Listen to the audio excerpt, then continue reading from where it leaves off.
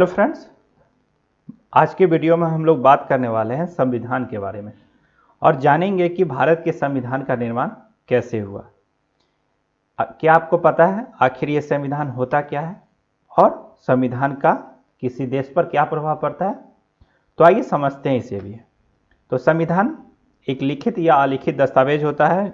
Basically यह विधियों का समुच्चय होता है जिसमें देश के शासन, संचालन, संरचना या स्वरूप का वर्णन होता है। इसी से पता चलता है कि कोई देश गणतंत्रात्मक रूप से कितना मजबूत है। तो आगे बढ़ते हैं भारतीय संविधान की तरफ। लेकिन क्या आपको पता है कि लिखित संविधान की अवधारणा सबसे पहले किस देश में जन्म लिए थे? तो ये फ्रांस में जन्म लिया था। भारतीय संविधान भी लगभग 72 वर्ष पुराना हो चुका है और भारतीय संविधान से ही भारत में संसदीय शासन की नींव पड़ी। तो आइए बढ़ते हैं भारतीय संविधान की तरफ और पहले देखेंगे हम लोग भारतीय संविधान की पृष्ठभूमि। तो पृष्ठभूमि के तहत हम लोग देखेंगे कि आखिर भारतीय संविधान के गठन का विचार कहाँ से आया। तो इसके गठन का विचार सर्वप्रथम 1934 में वामपंथी नेता एम.एन. रॉय ने रखा था। कुछ जगह ये देखने को मिलता है कि स्वराज पार्टी ने भी संविधान सभा के गठन का प्रस्ताव रखा था 1924 में, और कहीं कहीं ये डाटा 1934 भी देखने को मिलता है। तो आपको यह ध्यान रखना है कि संविधान सभा के गठन का विचार सर्वप्रथम वामपंथी नेता एम.एन. रॉय ने रखा था। अब देख लेते हैं एक छोटी सी झलक हम लोग स्वराज पार्टी के भी बारे में। तो स्वराज पार्टी का गठन हुआ था 1 जनवरी 1923 को और इसके संस्थापक थे देशबंधु चित्तरंजन दास एवं मोतीलाल नेहरू। आगे बढ़ते हैं तो 1935 में भारतीय राष्ट्रीय कांग्रेस द्वारा भी संविधान सभा के निर्माण की आधिकारिक मांग रखी गई थी। अब छोटा सा डिटेल हम लोग कांग्रेस के बारे में भी देख लेते हैं। कांग्रेस का गठन हुआ था 28 दिसंबर 1885 को। इसका पहला सम्मेलन हुआ था गोकुल दास तेजपाल संस्कृत महाविद्यालय मुंबई में। उसके संस्थापक सदस्य महासचिव थे ईओ ह्यूम और प्रथम अध्यक्ष बने थे व्योमचंद्र बनर्जी।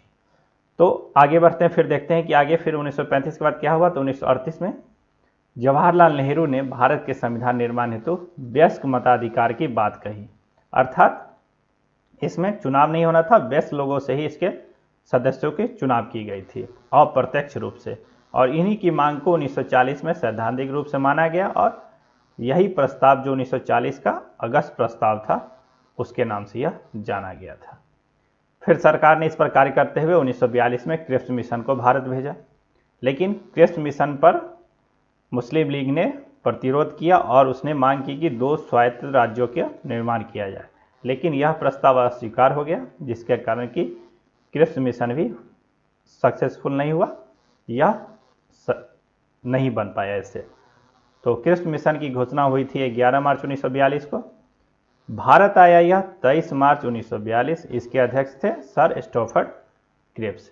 42 के बाद कौन सी घटना घटी? 42 के बाद 46 में आया 3 सदस्यीय कैबिनेट मिशन। यह क्रिप्स मिशन की असफलता के बाद आया था और इसका प्रस्ताव ही था कि यह भारत में संविधान के निर्माण के लिए बुनियादी ढांचा तैयार करेगा, और अंततः इसके प्रस्ताव को अनुमोदन मिल गया और एक संविधान सभा का गठन हुआ और इसे ही नाम दिया गया संविधान सभा। तो कैबिनेट मिशन के बारे में पहले देख लेते हैं, फिर हम लोग आगे बढ़ेंगे कि संविधान सभा का गठन कैसे हुआ, कौन कौन सदस्य थे उसमें। तो ये भारत आया 24 मार्च 1946 को। प्रस्ताव प्रस्तुत किया 16 मई 1946। इसमें 3 सदस्य थे जो काफ़ी महत्वपूर्ण थे। लॉर्ड पेंथिक लॉरेंस, यह भारत सचिव थे। सर स्टोफर्ड क्रिप्स, व्यापार बोर्ड के सदस्य, और ए.वी. अलेक्जेंडर थे जो कि नौसेना मंत्री थे। तो ये भी कभी कभी पूछ सकता है कि लॉर्ड पेंथिक लॉरेंस उस समय कौन थे जब कैबिनेट मिशन भारत आया था, या कैबिनेट मिशन के समय कौन थे भारत सचिव। तो आगे बढ़ते हैं, अब देखते हैं हम लोग कैबिनेट मिशन योजना के तहत कौन सी व्यवस्था रखी गई थी। तो कैबिनेट मिशन योजना के तहत मुख्य व्यवस्था थी कि 10 लाख की जनसंख्या पर एक सीट रखा जाए, अर्थात 10 लाख जहां की जनसंख्या होगी वहां से एक व्यक्तियों का चुनाव संविधान सभा के सदस्य के रूप में किया जाएगा और सभी को सीटें देनी थी, जैसे प्रांत हो गया, देशी रियासतें, राज्यों के समूह को उनकी जनसंख्या के अनुपात में सीटें दी जानी थी, और इसी अनुपात को ध्यान में रखते हुए कुल 389 सीट निश्चित की गई और उसको बांटा गया फिर ब्रिटिश प्रांत के प्रतिनिधि के रूप में 292, चीफ कमिश्नर के रूप में 4 सीटें और 93 सीटें दी गई देशी रियासतों के प्रतिनिधि को। तो इस तरह से कुल 389 सीटें हो गई, लेकिन चुनाव इसमें से 296 ही सीटों के लिए होनी थी, 292 और प्लस 4 96, तो इसके लिए 96 हुई। 296 सीटों के लिए चुनाव हुए जुलाई अगस्त 1946 में।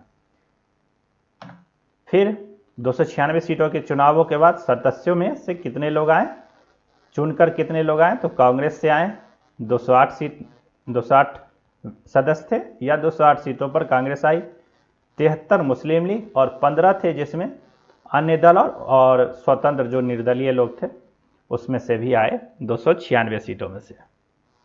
तो मैंने आपको पता ही दिया थी वयस्क मताधिकार द्वारा चुनी गई थी और इसमें प्रत्येक समुदाय एवं जातियों की भी भागीदारी रही थी। तो इसमें अनुसूचित जनजाति के भी लोग थे जिसमें 33 सदस्य थे, अनुसूचित जनजाति के 33 सदस्य थे। महिलाओं की संख्या थी 15, जो बार बार पूछा भी जाता है कि संविधान सभा में महिलाओं की संख्या कितनी थी, तो महिलाओं की संख्या थी 15। और इसमें एक और महत्वपूर्ण फैक्ट ये भी है कि हैदराबाद ऐसा देशी रियासत था जिसके प्रतिनिधि संविधान सभा में सम्मिलित नहीं हुए थे। तो ये भी आपको ध्यान में रखना है कि हैदराबाद से कोई भी प्रतिनिधि संविधान सभा में सम्मिलित नहीं हुआ था। आगे अब संविधान सभा का तो निर्माण हो गया, अब उसकी बैठक की शुरुआत करनी थी। तो उसकी पहली बैठक हुई 9 दिसंबर 1946 को। ऐतिहासिक दिन था जिस दिन संविधान सभा की प्रथम बैठक हुई और इसी बैठक में सर्वमान्य रूप से सच्चिदानंद सिन्हा को अस्थायी अध्यक्ष चुन लिया गया और पूर्ण रूप से जो गठन हुआ संविधान सभा का 11 दिसंबर 1946 को, तो उस दिन अस्थायी अध्यक्ष चुने गए डॉक्टर राजेंद्र प्रसाद, उपाध्यक्ष बने एच.सी. मुखर्जी और संवैधानिक सलाहकार बनाया गया वी.एन. राव को। तो 9 दिसंबर को पहली बैठक हुई थी जिसमें डॉक्टर सच्चिदानंद सिन्हा को अस्थायी अध्यक्ष चुना गया था और 11 दिसंबर को फिर चुना गया राजेंद्र प्रसाद को अस्थायी अध्यक्ष, एच.सी. मुखर्जी उपाध्यक्ष और संवैधानिक सलाहकार बने वी.एन. राव। फिर 13 दिसंबर को जवाहरलाल नेहरू द्वारा उद्देश्य प्रस्ताव प्रस्तुत किया गया और इसकी उद्देश्य प्रस्ताव को स्वीकृति मिली 12 जनवरी 1947 को। संविधान निर्माण हेतु इसी के साथ ही संविधान निर्माण हेतु अनेक समितियों का भी गठन किया गया। तो ये रहा उद्देश्य प्रस्ताव जवाहरलाल नेहरू द्वारा प्रस्तुत किया गया था और 22 जनवरी को इसे सर्वमान्य रूप से स्वीकार किया गया और जो अपने संविधान में जो प्रस्तावना की झलक है वह उद्देश्य प्रस्ताव से ही देखने को मिलती है। अब देखते हैं संविधान सभा के कितने वाचन हुए, ये भी सवाल रहता है। तो संविधान सभा के कुल 3 वाचन हुए। पहला वाचन हुआ 4 नवंबर 1948 से 9 नवंबर 1948 तक, दूसरा 15 नवंबर 1948 से 17 अक्टूबर 1949 तक और तीसरा और अंतिम वाचन था 14 नवंबर 1949 से 26 नवंबर 1949 तक। अब देख लेते हैं संविधान निर्माण की समितियां का गठन हुआ। तो उसमें सबसे महत्वपूर्ण थी प्रारूप समिति। इसका गठन कब हुआ? 29 अगस्त 1947 को।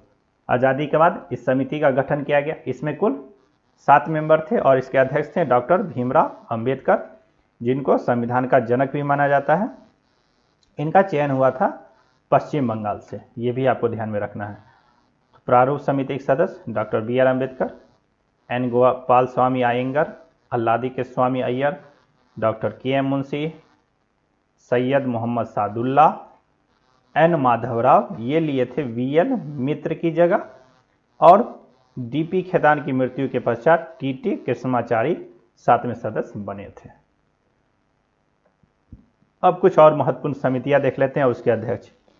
तो संघ समिति के अध्यक्ष जवाहरलाल नेहरू, संघीय संविधान समिति की भी अध्यक्ष जवाहरलाल नेहरू थे, प्रांतीय संविधान समिति सरदार वल्लभ भाई पटेल, प्रारूप समिति अभी मैंने आपको बताया डॉक्टर भीमराव अंबेडकर, मूल अधिकार एवं अल्पसंख्यक संबंधी परामर्श समिति, इसमें सरदार वल्लभ भाई पटेल थे। और इसमें गौर करने वाली बात है कि इस दोनों का उप समिति भी गठित किया गया था। तो मूल अधिकार के लिए उप समिति के अध्यक्ष थे JB कृपलानी और अल्पसंख्यक उप समिति के अध्यक्ष थे HC मुखर्जी। तो ये ध्यान में रखना होगा।